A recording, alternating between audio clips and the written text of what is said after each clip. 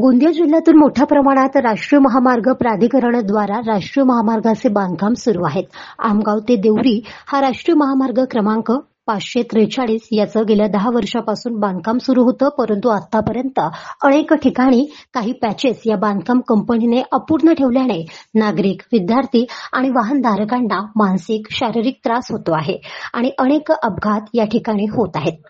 अशातच आमगाव शहराच्या लगतच कालव्यावरून रस्त्याचे बांधकाम गेल्या अनेक वर्षापासून प्रलंबित आहे।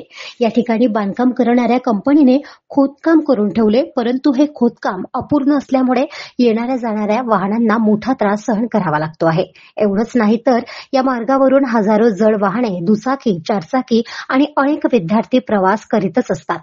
या मार्गावर अनेकदा अपघात होऊनही अद्यापही बांधकाम करणाऱ्या कंपनीच्या दुर्लक्षामुळे गेल्या 2 महिन्यापासून खोदकाम करून ठेवलेलं काम अपूर्ण ठेवल्याने या कामाची लवकरात लवकर दुरुस्ती करावी, अन्यथा जनआंदोलन करण्याची चेतावणी यावेळेस आमगाव नगर नागरिकांनी दिली आहे। आता तरी बांधकाम कंपनी हे बांधकाम पूर्ण करेल अशी अपेक्षा नागरिक व्यक्त करीत आहेत।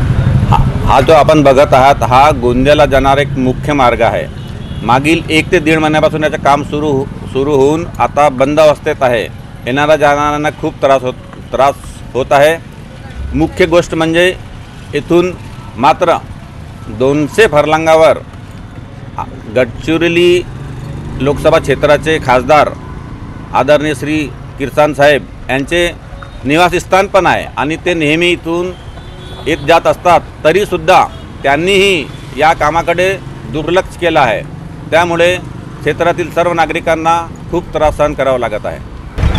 आमगाव देवरी व आमगाव गोंदिया या राष्ट्रीय राज्य महामार्गाचे बांधकाम मागील 10 वर्षापासून सुरू आहे, परंतु अद्यापपर्यंत प्रशासनाने व कंत्राटदाराने यांच्या संगनमताने मागील 10 वर्षापासून हे बांधकाम अद्यापही अपूर्ण आहे। म्हणजे लोकप्रतिनिधी इथून आवागमन करतात, त्यांच्या डोळ्या देखत हे अपूर्ण काम दिसत नाही का, असा सवाल नागरिकांपुढे पुढला आहे की कुठंतरी संगनमताने हा बांधकाम लांबच चालला आहे आणि अपघातांना नागरिकांना बळी पडावत आहे। अनेक ठिकाणी पॅचेसचे काम सुरू आहे। खिडंगी पार नाल्याचं तर इतकी दुरावस्था आहे की तिथं अपघाताला वारंवार नागरिक पडत आहेत, जखमी होत आहेत, गंभीर परिणाम नागरिकांना भोगावं लागत आहे। परंतु लोकप्रतिनिधी याकडे लक्ष कधी घालतील।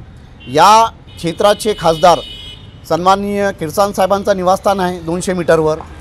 आमदार महोदय इथून जातात, अनेक लोकप्रतिनिधी इथून जातात, पालकमंत्री मागे प्रवास केला आहे कचारगडला, मग केंद्रीय मंत्री गेले इथून। यांना हे दिसत नाही का? म्हणजे कंत्राटदार कंपनीला झाकून चालणे आणि संगनमत करणे, नागरिकांना वेठीस धरणे कधीपर्यंत चालणार आहे? आता या रोषाला बळी पडणार आहेत नागरिक।